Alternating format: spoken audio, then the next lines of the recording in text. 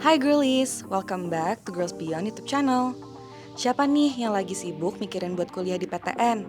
Atau ada yang udah mempersiapkan diri buat UTBK? Tenang, Gaby kali ini akan kasih tahu strategi dan cara belajar untuk UTBK SNBT. Simak terus ya.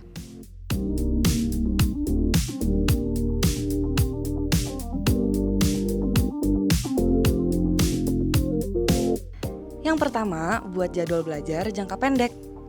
Bagi kamu yang merasa keberatan untuk bikin jadwal yang jangkanya panjang, kamu tetap bisa kok mempersiapkan UTBK dengan matang. Sebenarnya yang penting itu kamu punya target. Jadi kamu bisa mulai buat target per minggu atau bahkan per hari. Gaby contohin ya, kalian bisa buat tujuan per minggu seperti ini. Misalnya, minggu pertama targetnya kuasain materi bab 1 dan kerjain soal literasi. Kemudian di minggu selanjutnya juga sama, tapi untuk TPS. Nah, kalau per hari akan lebih rinci kayak gini nih. Bisa juga beda materi setiap harinya. Sesuaikan aja dengan nyamannya kamu ya. Gaby saranin kuasai banget dasar materinya ya girlies.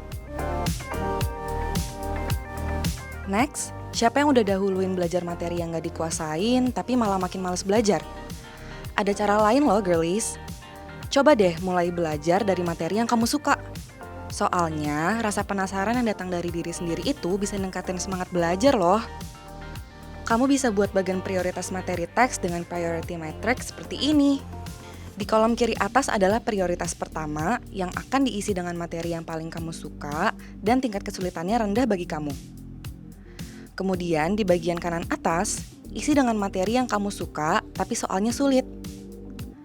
Lanjut, di kiri bagian bawah bisa diisi dengan materi yang kurang kamu suka, tapi pas hasil latihan soal atau ujiannya bagus. Nah, di bagian terakhir kamu isi sama materi yang kurang kamu suka dan kamu sering salah pas ngerjain ujian mata pelajaran ini. Setelah kamu isi semua setiap bagan, kamu bisa mulai dahuluin untuk belajar mata pelajaran atau materi dengan urutan berikut ya girlies. Last but not least, sering denger gak sih kalau harus rajin latihan soal supaya lancar pas ujian? Itu gak selamanya bener loh. Memang, kamu tetap harus latihan soal yang banyak, tapi harus diiringi juga sama pembahasan soal-soal yang sering kamu salah jawab. Tapi gimana supaya bisa ngurangin kesalahan pas ngerjain soal, Gap? Selain belajar materinya lagi, kamu juga bisa bikin progress report kayak gini. Pertama-tama, kamu perlu buka Notion untuk buat bagan seperti ini. Kedua, isi bagian baris atas dengan judul subtest dan bagian kolom paling kiri diisi dengan nama materinya. Selanjutnya, berikan checkbox pada kolom judul subtest. Tujuannya biar bagian paling bawah kolom ini bisa kalkulasiin progres kalian dalam bentuk persen. Jadi bisa kelihatan deh sudah sejauh mana kamu menguasai materi-materi ujian yang akan kamu hadapi. Selain itu, kamu bisa tambah kolom tanggal terakhir kali kamu sentuh materinya dan masukin materi ke tiap judul materi yang udah ditulis. Praktis banget ya girlies. Setelah itu harus apa lagi, Gap? Aku merasa belum cukup.